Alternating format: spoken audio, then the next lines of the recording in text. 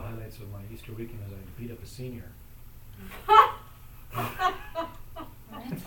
Beat up a senior? No. No. It's kind of a joke. My dad's partner Phyllis, we have a nice relationship, and years ago I started. She was beginning a conversation, and she like the first time it was in the kitchen, I remember, and she wanted to help me in the kitchen. I was like, just because she's one of these people that just does so much for everyone all the time. She said, no, Phyllis, just go sit down, relax. So, can you sure, Johnny? Come on. I said, no, just go relax. I'm doing this, and then she wouldn't leave me alone. So I said, so you want a piece of me? So I started, I jumped on her like wrestling her, but like teddy bear wrestling, So she just went into hysterical laughter, and this sort of kind of was our thing. I would like wrestle Phyllis for a little bit, and everybody thought it was funny. But on the weekend, it happened again. We got into some little thing, and I said, well, you want a piece of me, Phyllis? And then she attacked me, and I attacked her. But something happened where, I don't know, it was really a crazy embrace, and then she lost her footing, and I started doing everything I could to keep her up, but I couldn't. And she was going down, and we like bounced off the dishwasher and then rolled around and hit the stove, and she was going down, and then finally she was just on the ground, and I was standing there looking down at Phyllis, and so it would look like I just beat up my dad. Everybody's watching, and Dad's like beside me here, and I'm laughing, but Phyllis is in complete hysterics. She can't even. She's laughing so hard. So I say, Phyllis, can I help you up? She's no, I can't get up. Not yet. No, I can't get up. And my dad lifts my hand up like this, like I was the victor. And then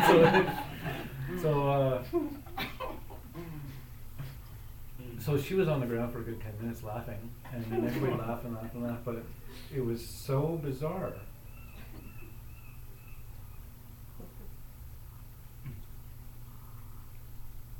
Yeah, I couldn't keep her up. She'd become like dead weight. And she's kind of heavy. But there's no point to that story.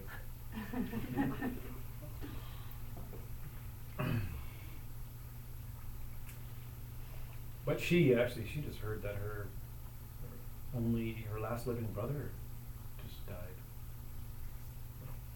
Yeah, so that's where she went. So she's in Ottawa right now. She flew to Ottawa.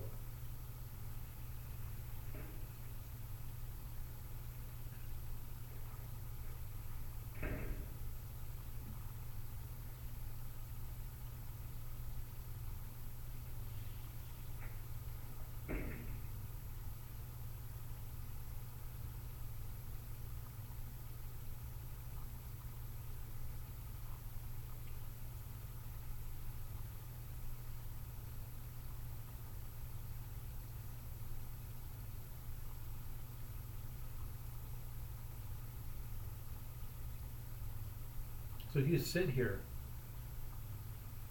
we're all sitting here together.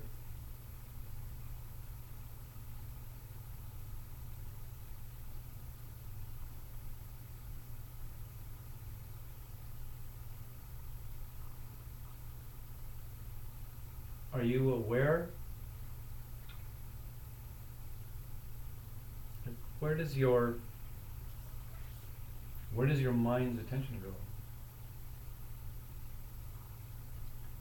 And for me, I'm processing my day, the people that I interacted with. That's where my mind. So, if there's silence in the room and we're all together, that's where what happens. These images start coming. Not images, but I recall. Yeah. The interactions and the feelings that I experienced. Yeah. Some of it sad. Yeah.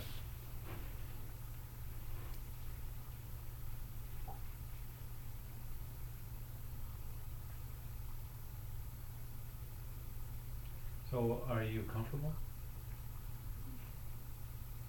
Yeah.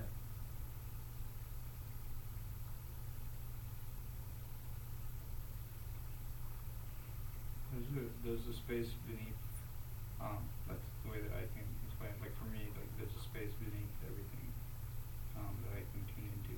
Hmm. So you'd like to live there, kinda. Yeah, well, if it's a good day, I think today is a good day, but Yeah. not always. Like if I'm really tired or something like that, then maybe not. Mm-hmm. So being tired. So what else would take you kind of like, so right now you're saying, okay, you're in tune with that and you feel it. How would you describe that feeling?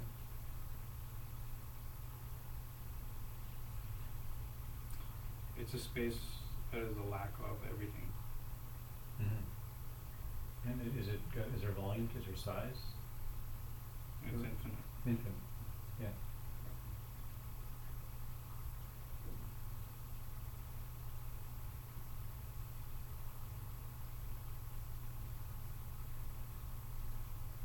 And what about Sharon? Where is the Sharon? Where is the Sharon dude in the equation when you get to feel, when you're sitting there and you're feeling that infinite? I think I'm still aware of my sense of self and my personality and all of those things. But I can tell that it's just form. Like it's like like when I say that there's a lack of a space where there's a lack of anything. Even though it's a lack of anything, like I feel like I am in that space. Like the personality, the sense of the ideas of who I am, and what my body feels like, and what it looks like, and the frame of my being is in that space too. Yeah. But there's a certain almost brittleness. It's almost brittle. Like it easily breakable. Yeah. So that's there, but then there's the unbreakable. That's infinite kind of thing. That's, yeah, and the only not reason really in that realm. Yeah, and I feel like the only reason that's unbreakable is because it doesn't have any form, so there's nothing to break. And so right now, as you talk, as you're talking, you're having that experience. Yeah. Cool, right? Yeah. So, and what sort of things diminish that feeling?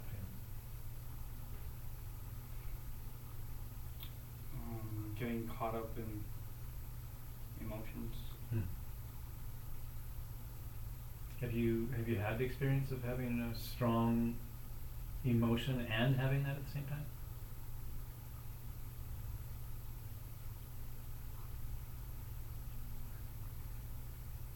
Yeah, but not. No. Well, I have, but I guess I'll just say it's like when I was like years ago when I was like experimenting with drugs and stuff. So Right. So not like like that. So not like in a drug-free state. Yeah. So.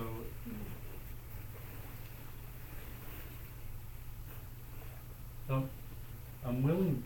I'm pretty sure probably everybody, I mean, people, we can all relate to what Sharon is talking about, right? Yeah. So have you been able, if anybody wants to say, been able to experience a strong emotional, I don't know if you would say storm, or you could even say affliction. What would be a label an affliction, and also have that awareness? Yeah, I think so. Yeah, it's possible. Yeah. That's actually what has, in those moments where that has occurred, being able to sense that is what helps me to be in that strong emotion. So helps you fully experience that strong emotion, yeah. like If it, just happened last Saturday. Yeah. So it doesn't happen very often anymore. But then it just stays, I'm able to stay with that myself as opposed to throw it out there and, try to get rid of it or put it on somebody else. Uh-huh. It's just my emotion. I can stay within that. I don't know about you guys, but emotion is, it's amazing, isn't it? Mm-hmm. Like and what is it? It's like some miracle of nature that we can have those kinds of experiences. Just the being that we are in this type of world with this type of body, with everything, all that stuff that comes together,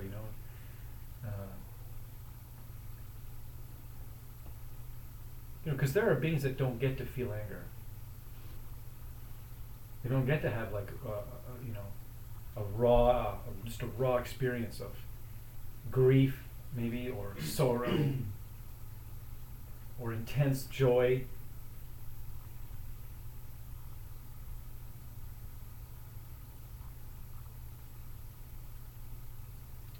There was an article about a person that doesn't experience pain, Like physical pain? physical pain, That sounds dangerous. very dangerous, Yeah. very dangerous. And in the other sense, another person that experiences pain with the air. Yeah, right. So the scientists finding how to find a pill to blend what are the components, the chemistry in between the bodies. Mhm. But the guy that didn't feel pain, he sloped down a hill like in wintertime he felt weird, but he never said anything. Mhm. And like 8 months later, he was in the doctor, and he had his back broken in 3. And you can still walk? Yeah, no, because he doesn't feel pain, so his body has Wow. broken and broken and broken and broken, and he doesn't feel so. And they show the picture of, and he looks like a non-regular person, but he was born with that. So it's the miracle that we're telling of. Mm-hmm. That's interesting. I read an article about a person who didn't have the ability to feel afraid, like no fear, like of anything, like absolutely everything.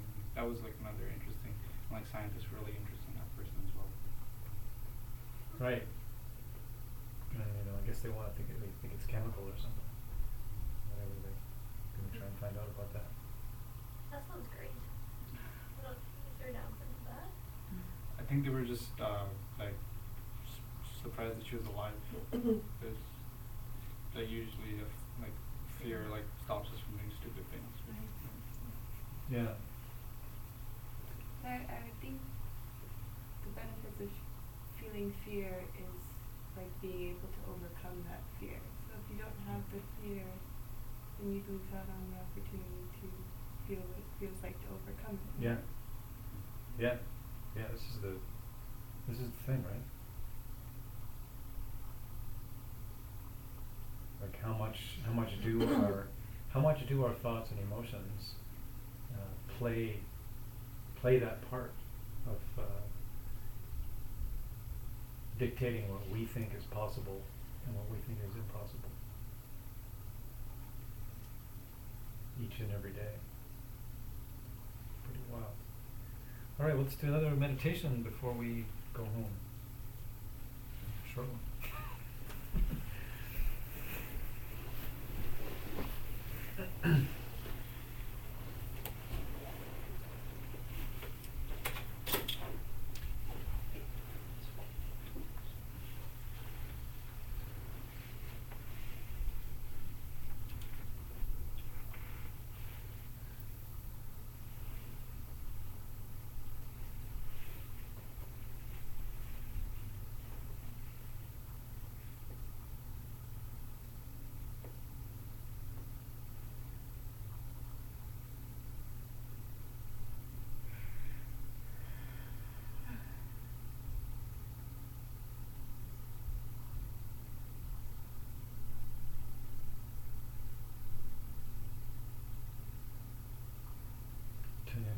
meditation. It's the echo of that feeling, inner quietness.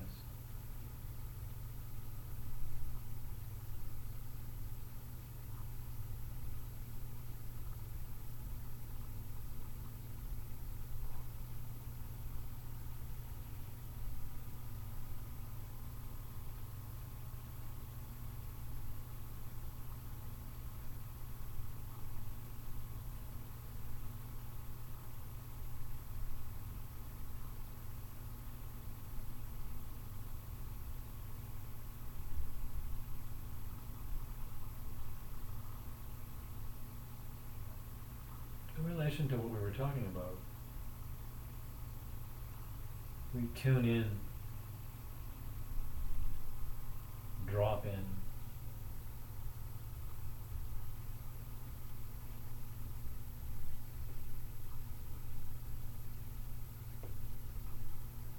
feel that light of your presence. Words are tricky.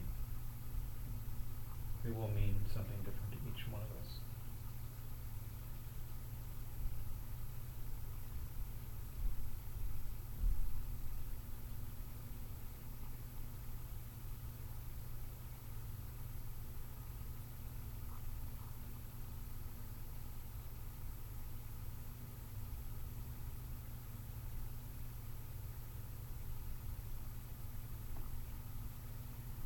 But if you think of it as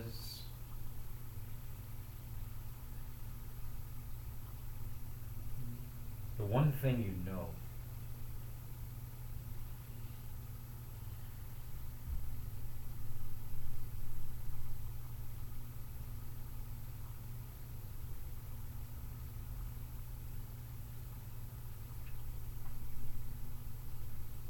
the one thing that's always been there. So many things have changed around it. Your body has changed around it. Your mind has changed around it. Jobs have changed around it. Relationships have changed around it.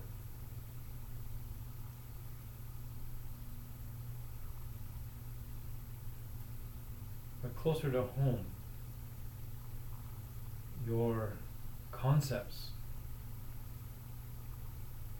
what is true, what isn't true,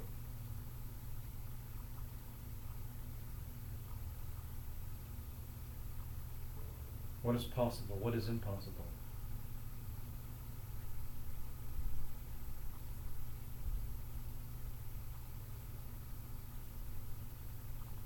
this person is a jerk, this person isn't a jerk.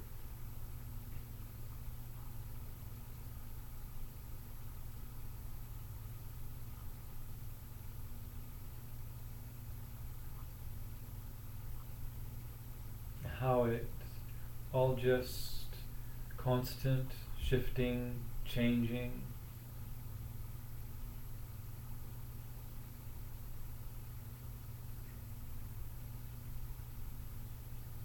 And attractive. It's a moving object. How we like those moving objects. But the one thing that you know,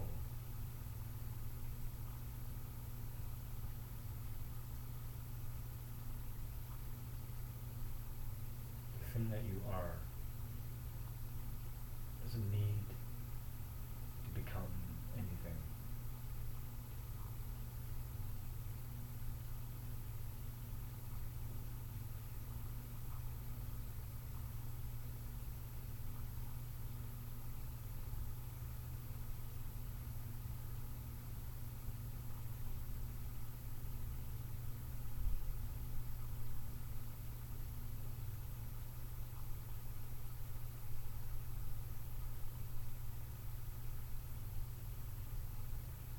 Its perspective is complete.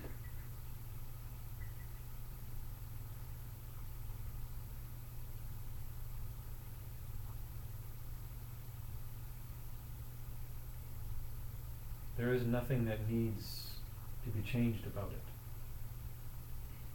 This thing that is unlabelable.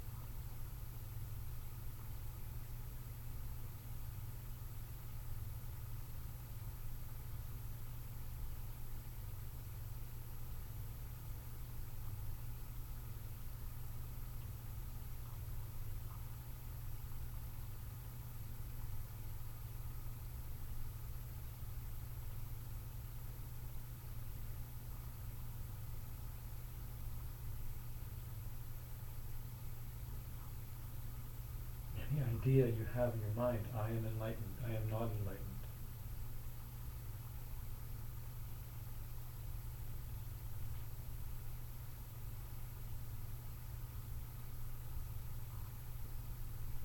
That exists in a different realm than this thing that you are. This thing that you are doesn't have a concept of I am enlightened or I am not enlightened.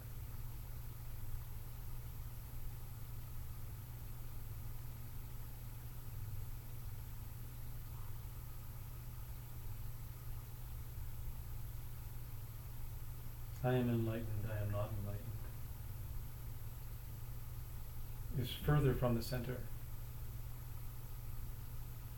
It exists in an outer layer.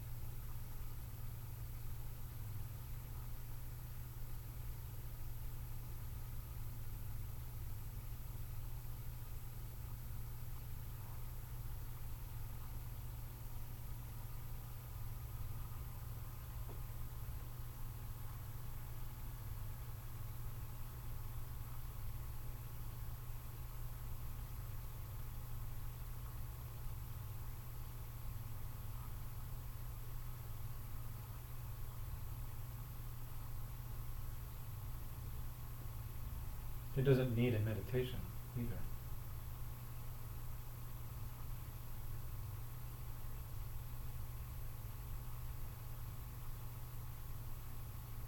It's our outer layer, or layers of mind that need practices to calm itself,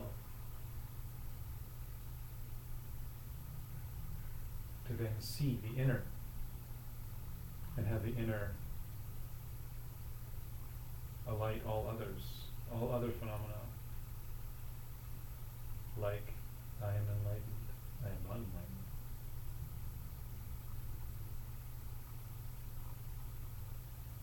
That's just an idea.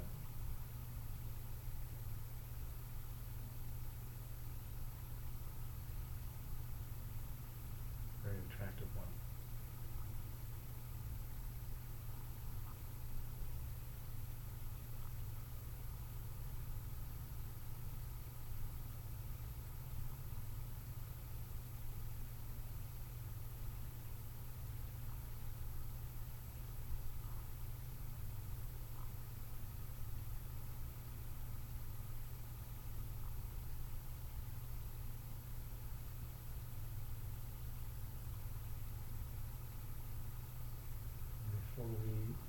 off the meditation.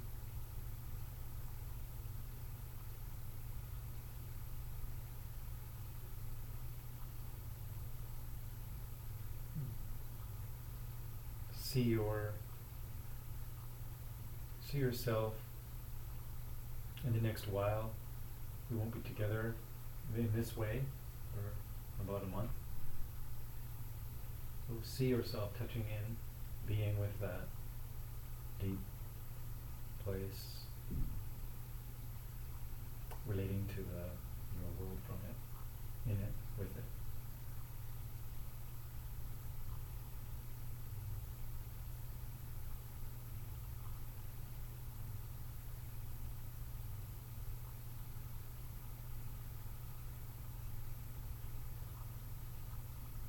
Thank all the beings around you for being there with you. Thank all our teachers that have gone before, have woken up and helped others wake up, get off the wheel of suffering.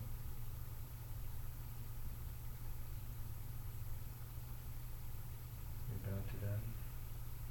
And thank you all for showing up tonight.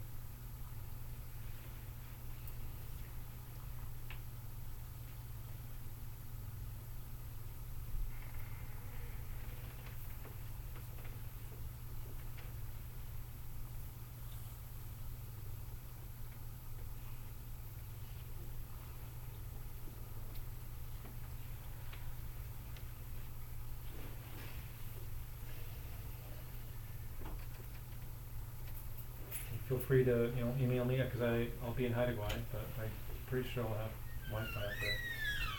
Any questions or want to share anything?